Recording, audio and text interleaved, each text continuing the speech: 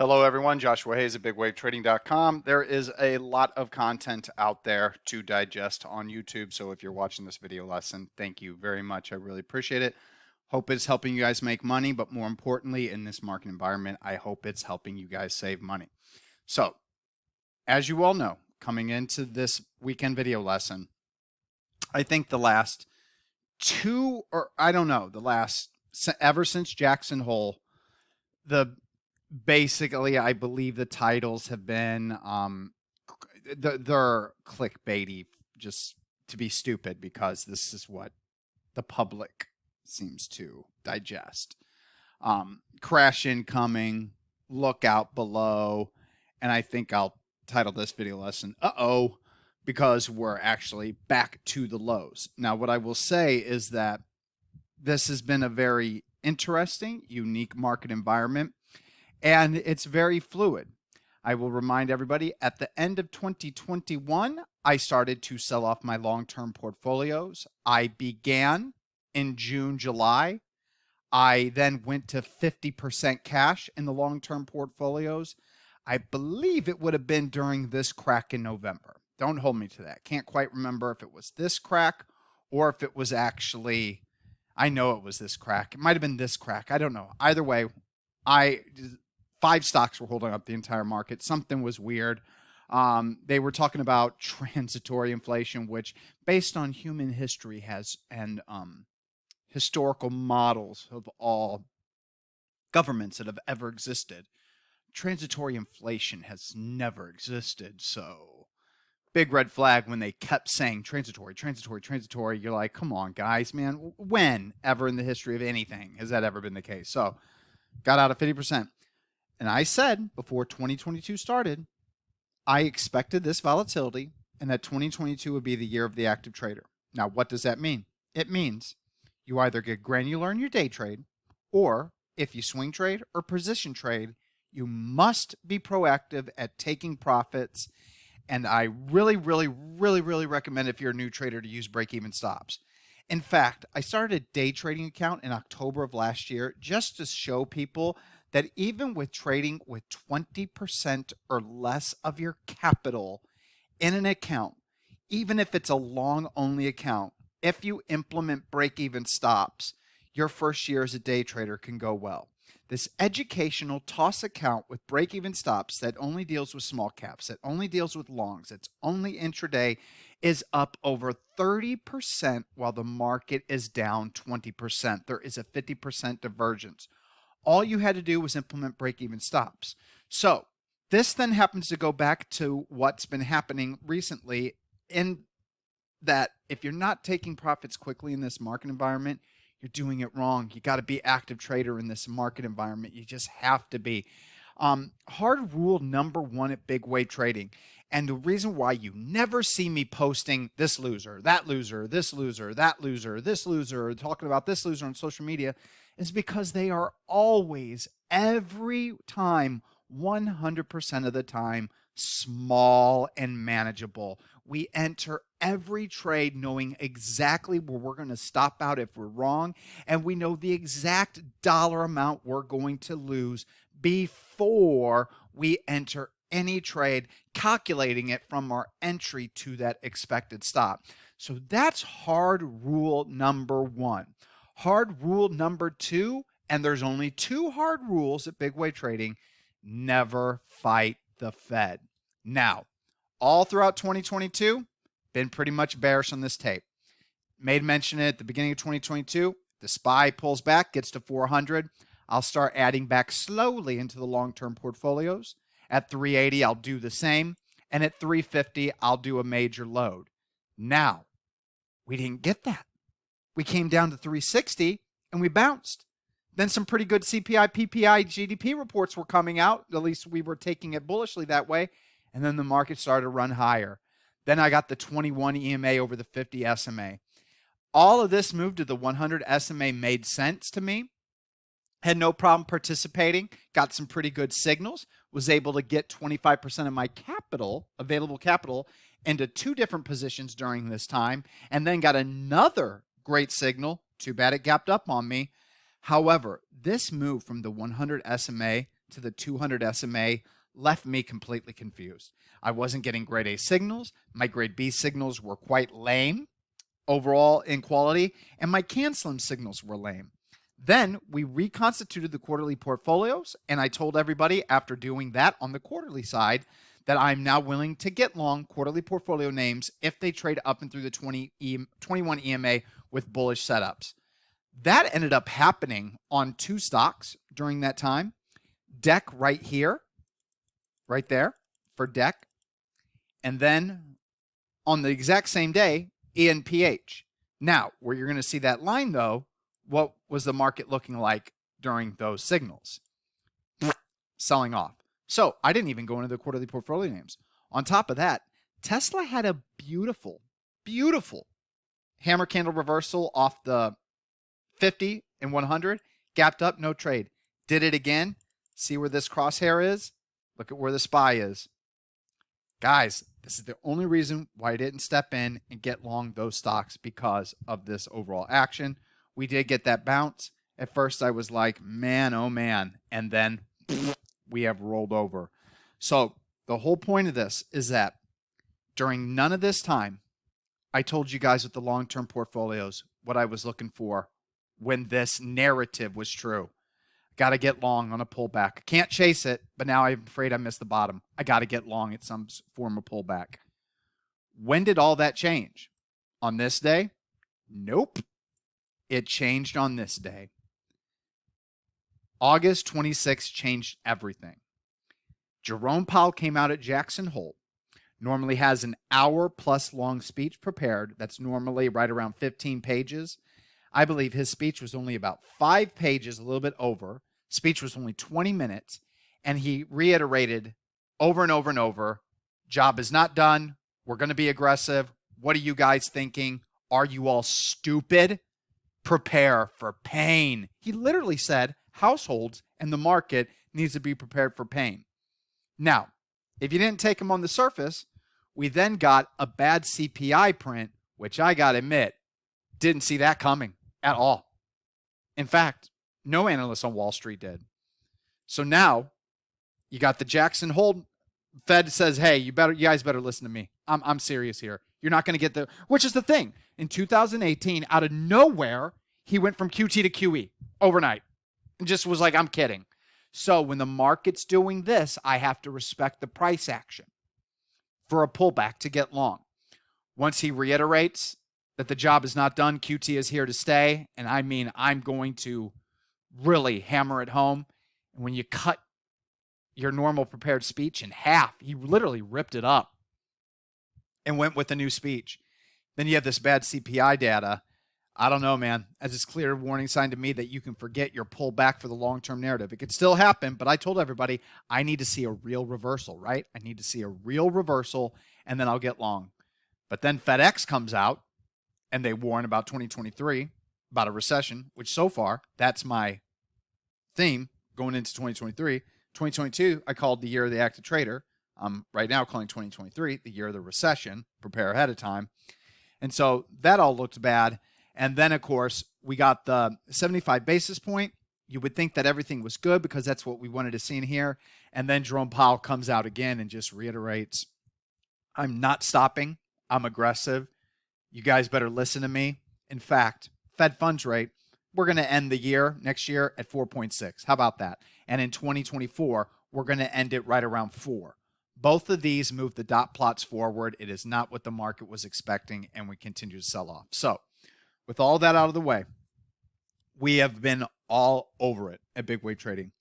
I haven't been getting my personal grade A swing trading signals. And if you guys don't know what those would look like, it would be something like, remember, this chart is messed up thanks to Telechart not adjusting for dividends. This low never undercut this low. But I got a good signal here on that one.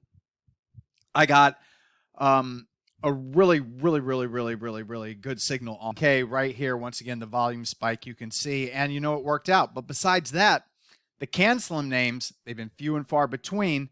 And while they were looking good, I wasn't lined up everywhere. So it was no surprise that following Friday's session, I saw Tesla do that. That's why I don't chase, guys. I was really considering getting long here because it's a true leader. Wasn't lined up. Good thing I didn't chase it. ENPH, missed this entry. Saw it consolidating here. You get a little bit of FOMO. That's what happens. You get hit. ON, same thing. They hit ON. They hit SWAV. They hit them all. CMG.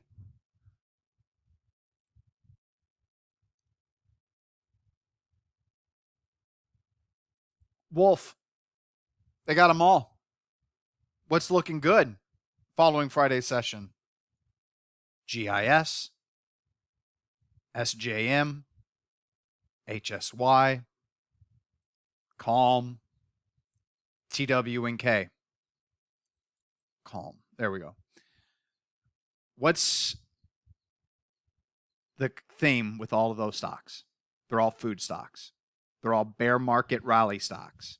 They rally in bear markets. So if you're looking for leaders to get long, Calm is definitely one. TWNK, which, by the way, gave me a great signal back here. Right here. This was a great signal. It's just in the middle of nowhere. Worked initially. Normally, in good markets, you don't get pulls even that deep. But still, TWNK was a great signal way back here. Look at where it's at now. So we're just not getting a whole lot of those right now, which tells me that this sell-off probably has further to go. So those are the leaders right now in this market. Tells you everything you need to know. But here's some other things that tell you basically everything you need to know. Now, once again, telechart. I don't understand why data providers don't adjust for dividends. But J&K is not hitting a new low. If you go to stockcharts.com, you'll see it's at the lows. J&K hits a new low. SPY is going to follow. HYG, same thing. And we already have TNX hitting new highs. LQD is actually already hitting new lows. So the ETFs, the credit default swaps, the bonds, the high risk, the high yield stuff is really what I'm focused on watching here. If it continues to weak, the market will follow suit. I will also remind everybody that QQQ is weak, but the DIA has already cracked to new lows. That is not good. But I see a lot of people out there that are like, oh, well, I told you this was a secular bear market. I told you this wasn't a cyclical bear market, whatever. Guys, I only deal with data. I don't try to pretend that I'm smarter than the market. So here's what a secular bear market is to me. You get below the 200, you rally back to the 200, you fail, you crack those lows that you made below the 200. This is a secular bear. There's going to be rallies along the way. There's going to be leaders along the way. There's going to be money-making opportunities along the way. But this is going to last a long time. Same thing happened in 2008. Get below the 200, rally back, fail, secular bear. Where are we at in relation to the 200 weekly moving average on the SPY? We're still above it. Not only are we above it, these highs, I believe this was the post-COVID vaccine high. We're still above that. We get below that, our next level of support is around 340, which is that previous COVID 2020 top, which also kind of goes through all this price action following the COVID vaccine. So we'll see if we find support somewhere along the way. Now, how I'm going to operate with this moving forward is twofold. If the market just keeps on selling off and we get no sign of a capitulation bottom whatsoever, we just slowly bleed, game plan then remains the same as it was before that June bounce ever happened. So let's pretend none of this happened. What was my game plan on the way down in 2022? A 50% load at SPY 350. Guys, it's back on. SPY gets to 350, get any kind whatsoever short-term support, we'll do the 50% load there. SPY gets to 320, buy a little bit more. SPY gets to 300, buy a little bit more. 280, buy a little bit more. And if SPY happens to get to 250, which would match the worst declines in stock market history, think of 2008, outside of 1 year, 1929. If you ever think that we're going to have 1929 again, I want to remind you guys, The Federal Reserve didn't exist back then. It's a little bit different now. We have a backstop. We have a Fed put. They'll make sure 1929 doesn't happen again.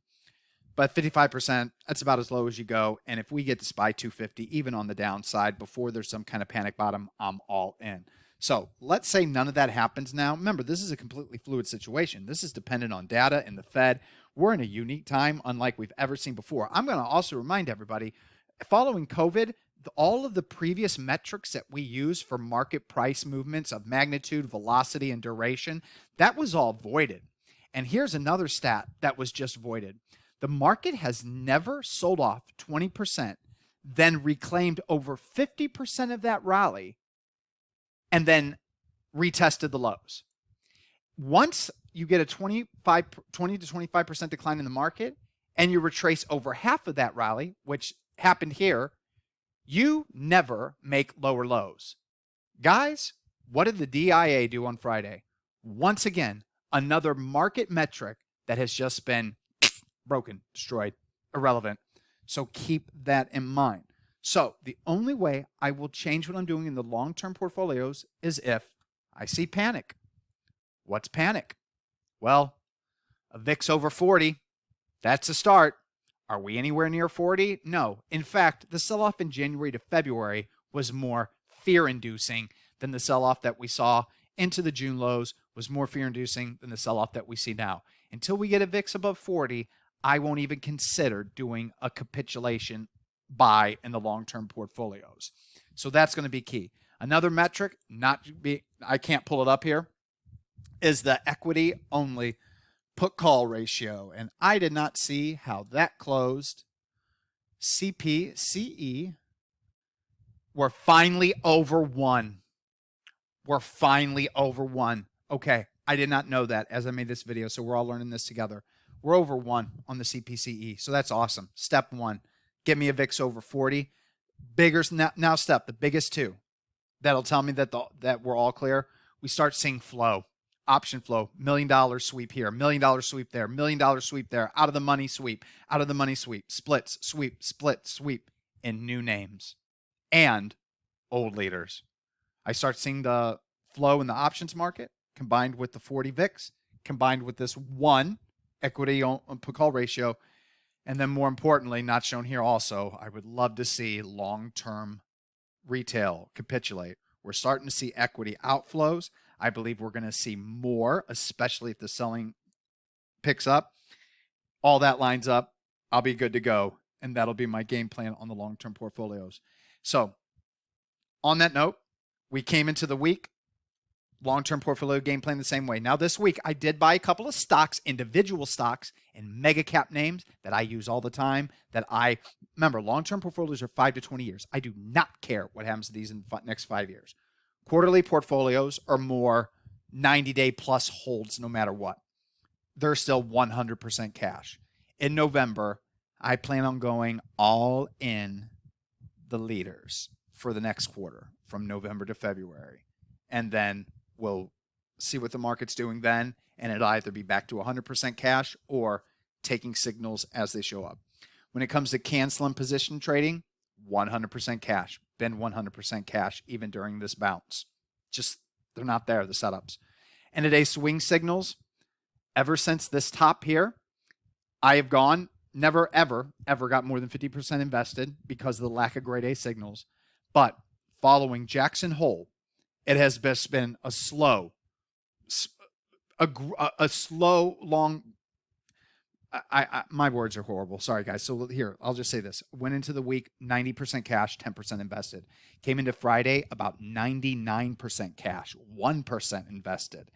Following Friday session, we're about 0.5% invested on the end-of-day swing side, 99.5% cash. So on the end-of-day swing side, we're all cash. Quarterly side, we're all cash. Long term, you know our game plan. Right now, we're granular, we're intraday, we're day trading. With that being said, every single one of my day trading accounts are at or near all-time highs, and I'm not even shorting stocks. I'm shorting SPY, I'm shorting semis, but it works as long as you keep your stops tight. Hard rule number 1, always cut your losses. Hard rule number 2, never fight the Fed. And right now, they're running the assets off their balance sheet, and they're implementing QT, and Powell says more is coming. I love you guys. Thank you for watching the video lesson. You know what to do. If you need more information, it's in the description below.